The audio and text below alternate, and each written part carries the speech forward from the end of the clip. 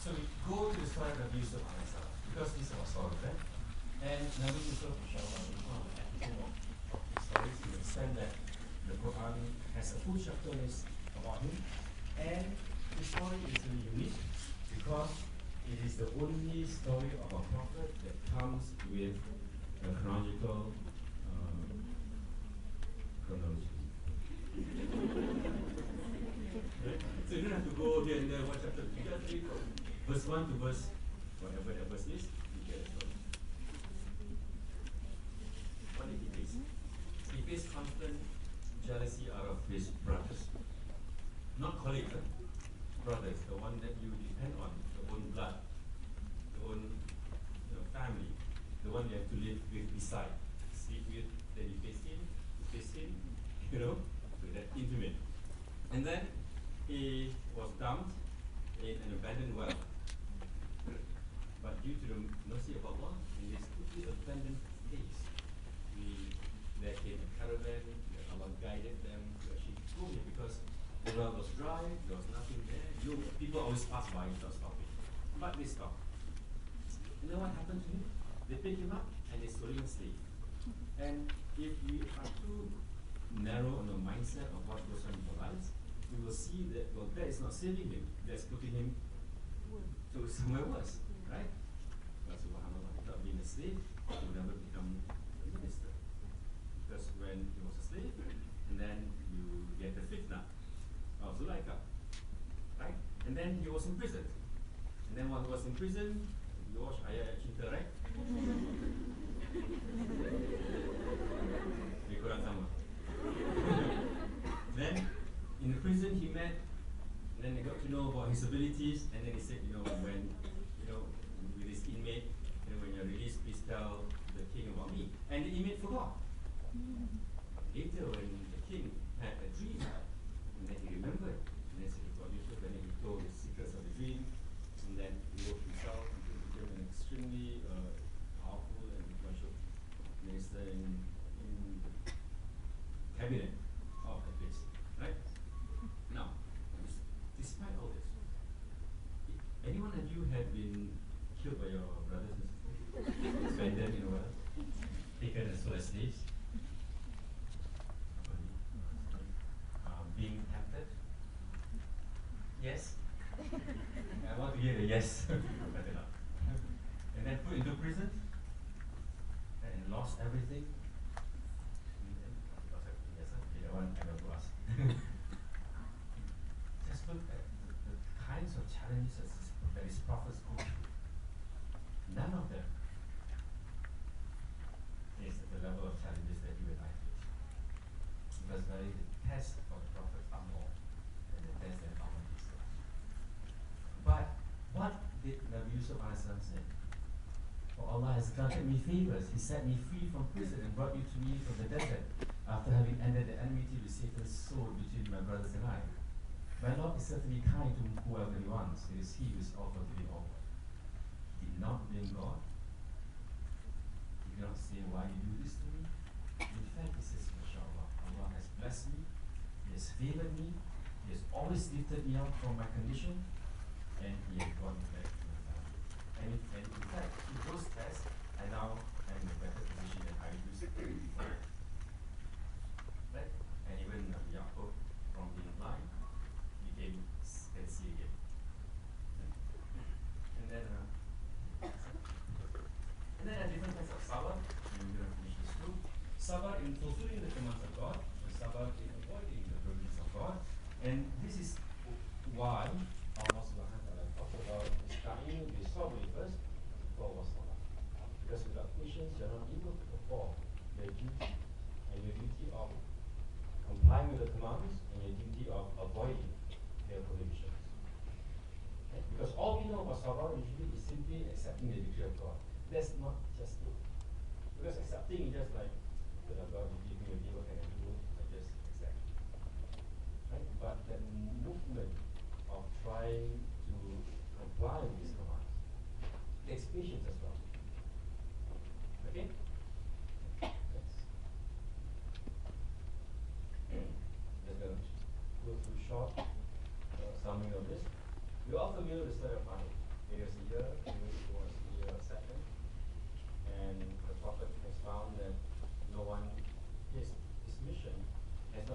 listening when he was in Mecca. And so he went to Taif. Anybody went to Taif before in your trip to Umrah or Hajj? So Taif is not like Halil Village or Oshagoda. So in order to go to Taif, it's a very rocky, mountainous area. You have to climb up because it's not on sea level, but sea level is a bit higher level. So it's an arduous journey to go up. But the Prophet, in any case, did. And he went with his son. Now, there was nothing that could be done in Makkah. So he didn't give up, and he went to Taif. And you know what happened in Taif? When he was there, people caught wind of his visit, and so they prepared the children in stones and pebbles and hurled all these stones and pebbles against the Prophet. And narration says that he was bleeding, running away in humidity, and blood was flowing even to his feet. And it was a very sad affair for the Prophet. But then two things happened as a result of that. So they finally ran away from Taif, and then they took a rest in his vineyard. And so the owner of the vineyard saw these two men, and he told his slave, two of them, he give this fresh water and grapes to the two men who looks hurt. And so he brought this drinks and grapes to the Prophet, and then the Prophet did. But the Prophet did something, he changed the hearts of his servant, and they embraced Islam. What did the Prophet do? He did a simple thing that you and I do. Before he drank, he said, Bismillahirrahmanirrahim. That's all he did. A simple act of gratitude. And then he said, what is that? And so the Prophet found a cause to explain why he said Bismillahirrahmanirrahim. And he said, this is wonderful. So they became Muslims. One. Number two, while hiding, and you know the story, the angels were sent, people were sent, and said, Ya Rasulullah, if you want, we'll get the angels on the mountains to collapse these people are dying. But instead, what did the Prophet say? He said, even if these people do not accept Islam, I hope from Allah that their progeny, their children, will worship Allah and serve Islam. What happened by the time Fatul Makkah when he came back? All of time became Muslims. Right? So sometimes in a situation where you think it is not possible, do not give hope in the way that Allah works His ways. Sometimes you think that I think I'm just going to give up, or I think that my son is never going to pray, so never mind lah. Dia tanggung diri dia sendiri. Right? You cannot. Because highly impossible. The moments when he was not prepared to do anything about it, for example, drinking the water, he accepted the servants. In the moment when he was given a chance, and if just now we talked about the heart, right? If the heart dictates, after you've been humiliated and you're bleeding, and then the angel said, oh yes, Saiful Rahman, if you want, I can collect these two walls. People are too quiet. Say, yeah, of course, I try so hard to be a comedian, it doesn't work, so pressure. But he was foresight. And he said, if they don't, then perchance their children, their future generation, may then submit to Allah. Because then he gave the people of Taif hope. Because that's the message of Islam. If it is not now, the investment will pay off. And that's what we do. You and I, we cannot try to imagine that we can transform people just like that. We don't. We think we do the illusion of it. But what do we actually do? Is at least my way of looking at things. We just plant a seed. And then we water it, and then we grow. Because we cannot make claims for the seed to bloom into a plant or a flower. Because in the process of his or her life, there will be other people that pass by that will equally or even maybe more water the plants or the seed, would grow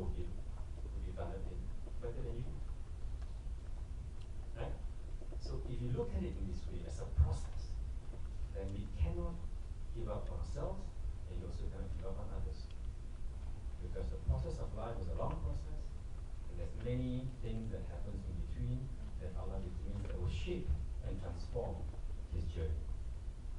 Right? And so finally, I can spend with you one moment talking about our challenges and my challenges in life. For example, waking up in the morning, trying to perform the Zuhur during lunchtime, the hijab that 4 years to 10 off. How do you then balance these priorities? How do we then determine for ourselves what is it that we need to do first? Because we cannot do everything, right? If we try to do everything, we achieve nothing. We need to have some kind of a milestone. So how do we deal with our challenges? And there are a lot. And each of one of us comes with a different set of challenges.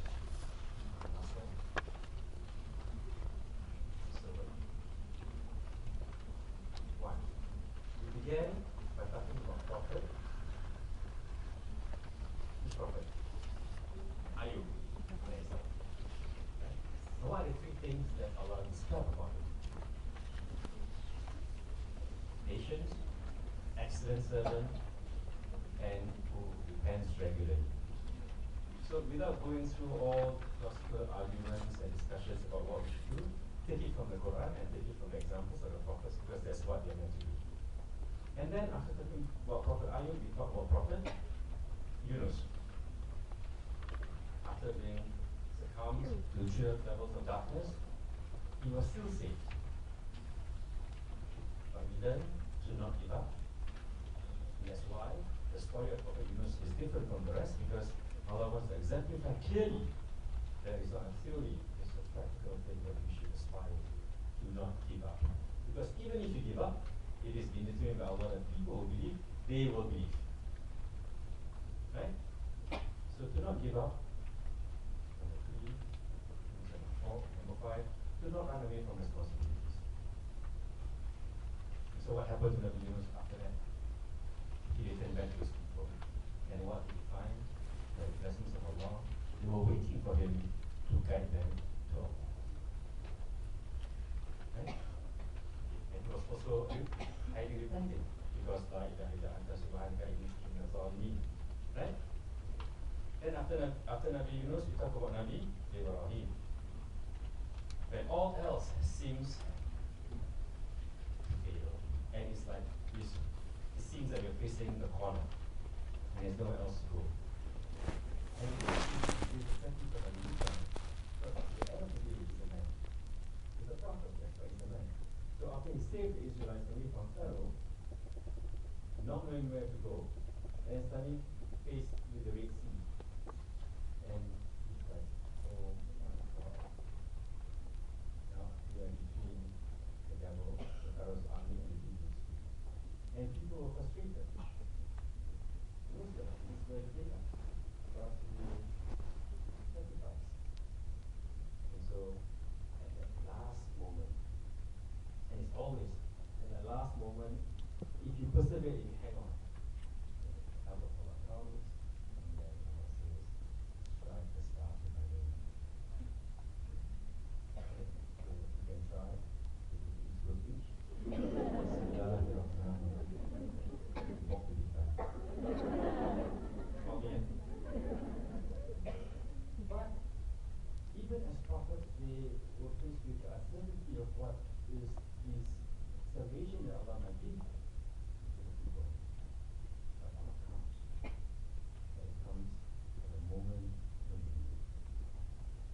That's why when you ask for a million, become a millionaire, Allah doesn't give you first million.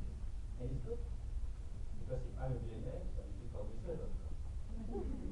Sorry, it's not easy, and more life, I'm off. I'm going to come to the Lord and give you a part. So Allah said, Rahman, you never become a millionaire. Right? Then after Nabi Ibrahim, we talk about Nabi Yusuf. Look at the kind of challenges that we have. And then after you think about what are the challenges that you face. You're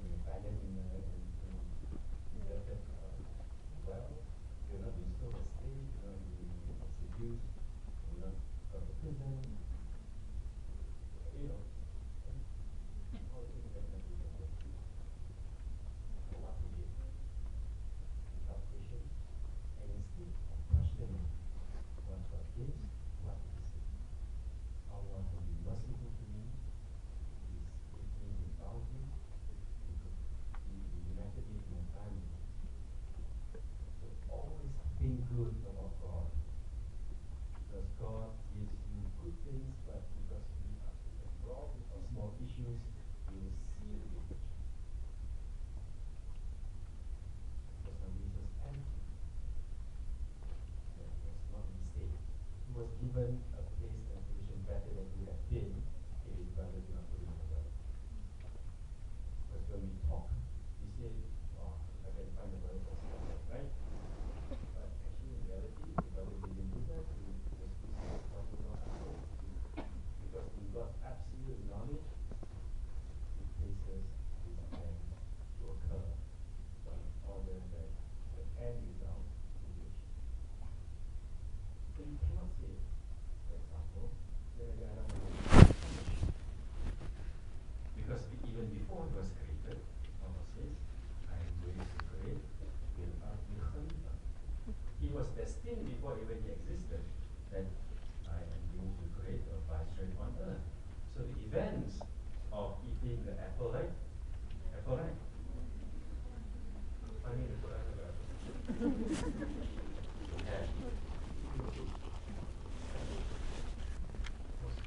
a way in which Allah puts events so that the penultimate objective is achieved. Right? So then finally we talk about ourselves. And nothing works. I give up. We try. And when nothing works, even in your country, and you know His love was open, that He made the motivation to let you. So do not restrict your life with what you think you are. Realize the potential that you can be bigger than what you imagine yourself. Because when the Prophet did this, Islam was able to be established as a community in Medina peacefully. And the Prophet did this entire. You all became Muslims by the time he came back. Right? So, I shift up.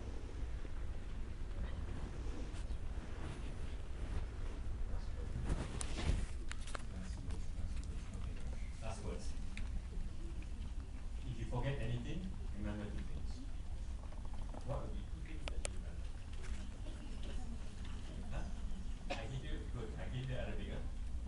Ista'inu bis sabri was salah. Patience and